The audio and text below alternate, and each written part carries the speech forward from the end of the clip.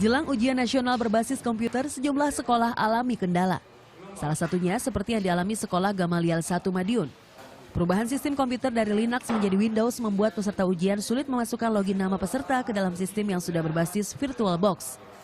Dengan waktu login 15 menit, 276 siswa alami kesulitan untuk masuk ke dalam sistem CBT atau sistem ujian berbasis komputer. Masalah lainnya adalah masih banyaknya sarana komputer yang belum memadai. Meski banyak kendala, namun para siswa sudah mempersiapkan diri untuk hadapi ujian berbasis komputer ini. Sejauh ini beberapa komputer ada yang berkendala, ada yang enggak. Terus menyiasatinya gimana? Terus belajar atau gimana? Ya diperlancar aja, yang utama itu komputernya ini. Terus kalau belajar biasa, seperti biasa sebelum ujian itu mempersiapkannya matang sekali. Pihak sekolah pun terus upayakan agar ujian pada Senin mendatang berjalan lancar. Mulai dari jaringan internet, listrik, sinkronisasi sistem dengan pusat, hingga penyediaan genset untuk atasi kemungkinan listrik padam. Secara umum itu karena sistemnya saja. Kita belum biasa menggunakan sistem komputer untuk evaluasi secara online. Meskipun sebelumnya kami sudah menggunakan LCD proyektor, gitu ya. Tapi secara online kita belum, baru tahun ini. Rencananya ujian berbasis komputer Senin mendatang akan diikuti oleh 276 siswa sekolah Gamaliel 1. Ujian ini akan dilakukan di 5 ruangan laboratorium komputer yang terbagi dalam 3 gelombang. Sony Misdananto melaporkan untuk NET. Nah, bagaimana mengenai kesiapan penyelenggaraan ujian nasional di tahun ini? Pagi hari ini kami sudah menghadirkan Pak Nizam selaku Kepala Pusat Penilaian Pendidikan atau Puspendik dari Kementerian Pendidikan dan Kebudayaan. Selamat pagi. Selamat pagi, Mas. Dan juga tentunya pakar pendidikan kita, Pak Darmaning Tias. Selamat pagi. Selamat pagi, Adrian dan Syahnas. Dari tadi susah menyebutkan nama saya nih, Pak Darmaning. Biasa, kalau memang cantik kan seperti itu. Sulit ya, Pak, berkata-kata. Bisa aja. Tapi penasaran nih, karena tanggal 13 kan sudah penyelenggaraannya Senin nanti gitu. Tapi penyelenggaraannya sampai saat ini masih banyak salah kaprah gitu di masyarakat. Antara memang ini internet based kah, computer based kah? Kalau computer based kah, apakah ini aman atau gimana? Itu penyelenggaraannya sistemnya sebenarnya seperti apa? Ya, pagi Mbak Syahnas. Jadi ujian nasional tahun ini kita ada beberapa reformasi, ada beberapa gebrakan yang dilakukan oleh kementerian. Yang pertama, ujian nasional tidak lagi untuk kelulusan, semua sorak-sorak begitu ya. Yang kedua adalah kita melakukan rintisan atau piloting untuk ujian nasional berbasis komputer. Bukan online. Cuma di media berkali-kali saya UN online. Enggak, jadi ini offline ya. Jadi siswa nanti akan ujian dengan dilayani oleh server di sekolah. Jadi local area network sekolah, sehingga tidak ada masalah gangguan hackers nanti gimana, tidak. Jadi semua ada di sekolah itu sendiri. Tahun ini ada 556 sekolah yang melakukan ujian nasional berbasis komputer ini. Dan persiapan sejauh ini sudah cukup siap semuanya. Teknisi kita latih, guru-guru pengawas kita latih, kemudian juga siswa yang kita harus pastikan mereka sudah melakukan uji coba, jadi mereka merasakan betul bagaimana menggunakan sistem berbasis komputer ini. Dari uji cobanya kira-kira seperti apa tanggapan mereka? Alhamdulillah kalau pada awalnya kan biasanya hal yang baru, ada rasa takut, rasa khawatir begitu ya. Padahal kan sebetulnya yang takut khawatir itu kan orang-orang tua seperti saya ini yang masih gaptek dengan komputer. Tapi anak-anak itu mereka hidup sehari-hari dengan komputer. Jadi ketika kita lakukan uji coba, ini dunia mereka. Mereka menikmati sekali seperti main game aja sehari, berjam-jam bisa di depan konsul gitu ya. Nyaman sekali mereka. Kita berikan kuesioner, itu sebagian besar, hampir seluruhnya mengatakan nyaman dan senang dengan ujian berbasis komputer ini. Tapi teknisnya nanti seperti apa tuh Pak Nizam? Jadi apakah di setiap sekolah itu harus disediakan jumlah komputer yang sama dengan jumlah yang akan mengikuti ujian? Nah, ini hebatnya ujian nasional berbasis komputer. Pertama, kita bisa memanfaatkan sumber daya yang terbatas untuk melayani yang banyak. Jadi misalnya tahun ini itu kita gunakan rasio 1:3, jadi 1 komputer untuk 3 anak. Tidak kemudian 1 komputer 3 anak duduk kerjaan bareng-bareng gitu. Ini bergantian. Jadi yang giliran misalnya untuk yang ujian nasional nanti itu shift pertama itu jam 7.30 pagi sampai 9.30. Baik. Setelah itu 1 jam jeda, masuk rombongan kedua. Jeda lagi 1 jam, masuk rombongan ketiga. Nah, pertanyaannya kan biasanya, lah nanti yang belakangan sudah tahu soalnya. Iya, itu dia tuh tadi Enggak pertanyaan. dong, kita kan punya banyak set soal. Jadi bahkan dalam rombongan yang sama pun jam yang sama itu bisa beragam soalnya, kita acak berbeda-beda. Oh, jadi misalnya sebelahan ini belum tentu urutannya ini akan sama gitu ya, Pak? Nggak boleh nyontek saya. Nah, tidak Oke. sama. Bahkan dalam satu kelas itu bisa yang di sini ngerjakan kimia, yang di sebelahnya ngerjakan geografi, karena yang ini IPA, yang ini IPS gitu. Jadi itu keamanannya jauh lebih aman. Oke, nanti kita akan bahas mengenai keamanan sistemnya lebih lanjut, tapi saya akan ke Pak Darmaningtyas terlebih dahulu gitu. Kalau melihat sudah sudah digitalized gitu, sudah masuk ke computer based test, tanggapan dari Pak Darmaningtyas seperti apa? Ya, tadi seperti dikatakan Prof. Nizam, ini dunia anak-anak ya. Jadi tidak terlalu mengkhawatirkan. Dan ini sebetulnya sama dengan dulu penerimaan murid baru. Dulu penerimaan murid baru 10 tahun lalu itu yang memakai kan hanya beberapa daerah. Mungkin Jakarta ya, yang online maksud saya. Tapi sekarang hampir semua sekolah dan daerah itu melaksanakan penerimaan murid baru secara online. Jadi ya relatif aman-aman saja gitulah. Sekarang ini kan memang ini baru taraf uji coba gitu. Dan tentu saja memang itu memerlukan persyaratan apa? Infrastruktur listrik, internet gitu. Meskipun tadi dikatakan offline gitu, tapi kan tetap terkoneksi dengan server di Kemendikbud kan. Ini yang perlu dijelaskan mungkin. Nah, itu saya kira memerlukan jaringan listrik yang kuat. Kenapa? Karena kalau komputer pasti listriknya harus banyak. pasokan listrik. Tiba-tiba drop lagi hujan. Jangan sampai ada pemadaman listrik bergilir begitu ya. Nah, perlu mungkin nanti Prof. Nizam perlu menjelaskan kalau tiba-tiba sedang ngerjain soal ya, listriknya mati gimana nih gitu. Ini mungkin banyak yang masyarakat tidak tahu. Sehingga nanti saya mengulang lagi dong gitu. Nah, ini yang saya kira harus diperjelas. Tapi prinsipnya kalau saya mendukung gitu. Meskipun ini sifatnya baru opsional. Artinya belum menjadi kewajiban bagi semua sekolah karena memang belum semua daerah di Indonesia itu mengenal listrik. Harus kita ingat loh ini, banyak masih puluhan ribu di desa-desa di Indonesia itu belum ada jaringan listrik. Nah, ini yang harus menjadi catatan penting kita. Mungkin Pak Nizam ingin menanggapi itu. Iya, pertama tadi, jadi selama ujian itu tidak perlu jaringan internet, tidak terhubung ke server di pusat lah. Jadi yang dikhawatirkan Mas Darmaningtyas tidak perlu dikhawatirkan, bukan kekhawatiran yang perlu kita ini. Yang kedua masalah listrik, ini kan ya pemadaman dan sebagainya masih mungkin terjadi.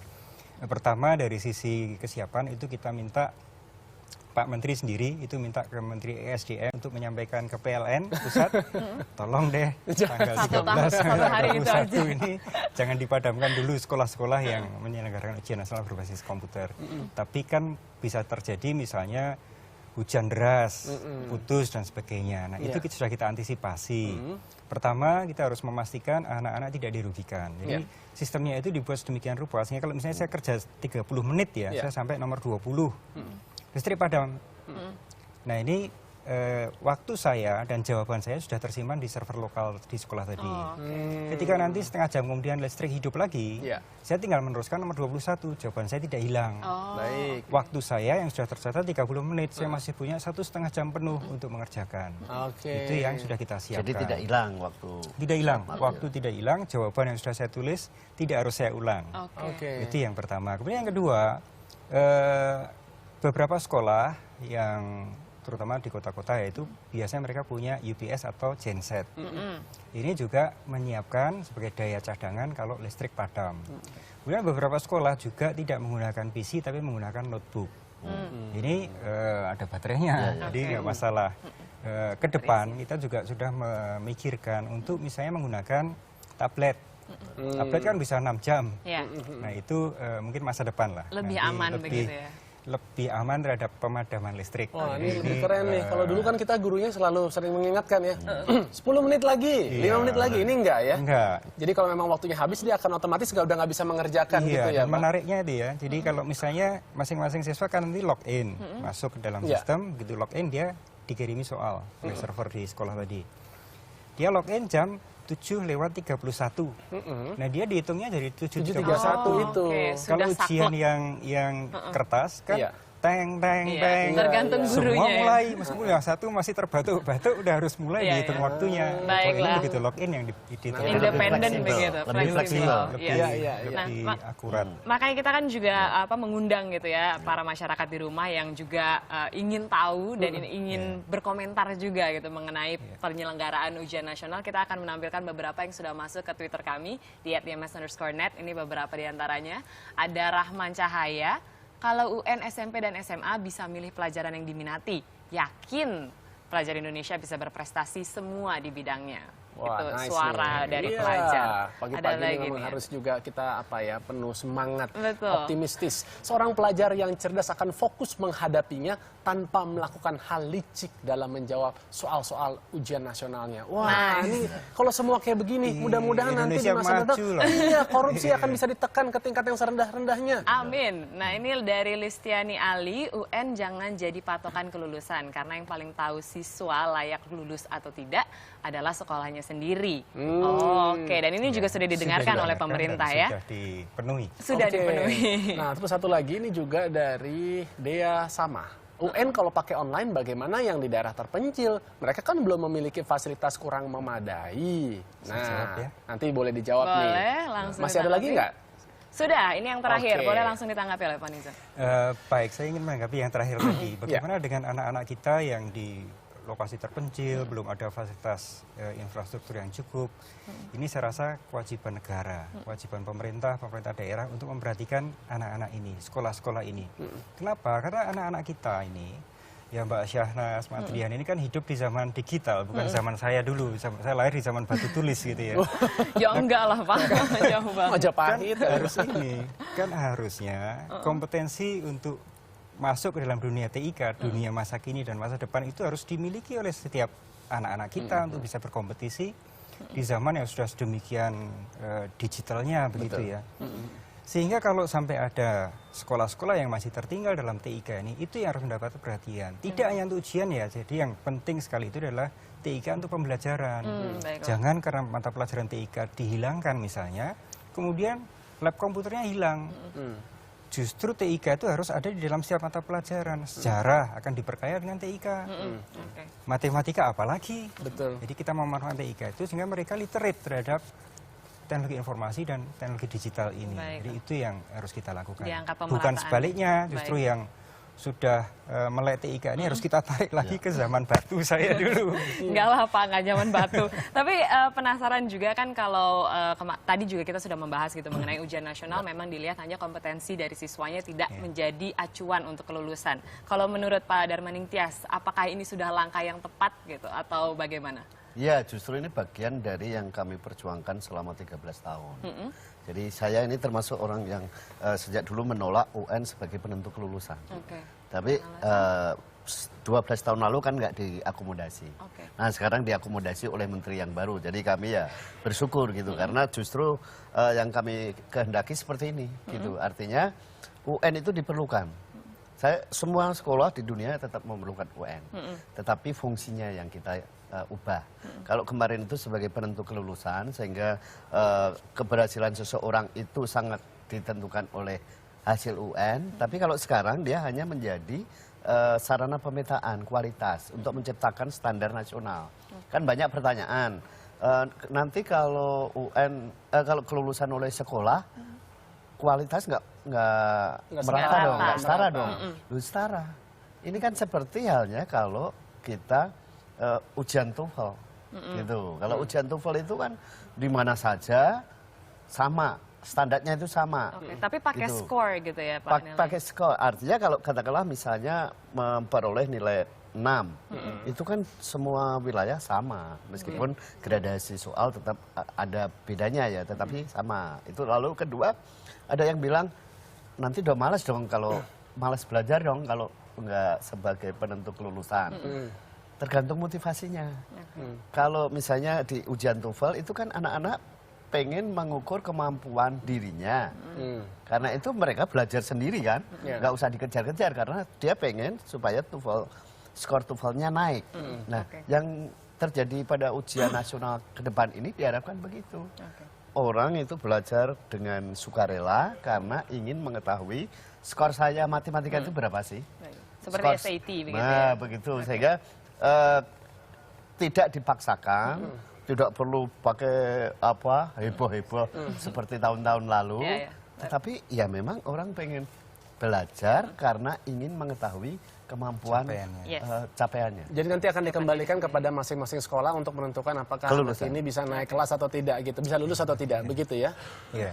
Kelulusannya nanti ada di Oleh sekolah. Di pihak sekolah, baiklah. Terima kasih banyak. Mungkin ini juga menjadi penutup kita dan kita juga berharap ya untuk pendidikan Indonesia ini makin lama makin baik gitu karena kita kan memikirkan juga anak-anak kita ke depan gitu yang akan memimpin bangsa. Betul ada? Setuju sekali. Pokoknya jangan lagi kita akan berfokus hanya kepada nilai semata, tapi kita bagaimana untuk bisa meningkatkan kompetensi diri kita melalui juga pengalaman hidup sehari-hari, melalui juga tentunya uji kompetensi untuk bisa mencetak anak-anak bangsa yang tadi yang lebih brilian, yang juga melek secara digital, tapi yang terpenting tidak boleh yang ada budaya-budaya menyontek. Iya kan? Nggak boleh lagi pokoknya seperti itu supaya nanti yang ke depan tidak ada lagi lah koruptor-koruptor di negara kita. Betul sekali, amin.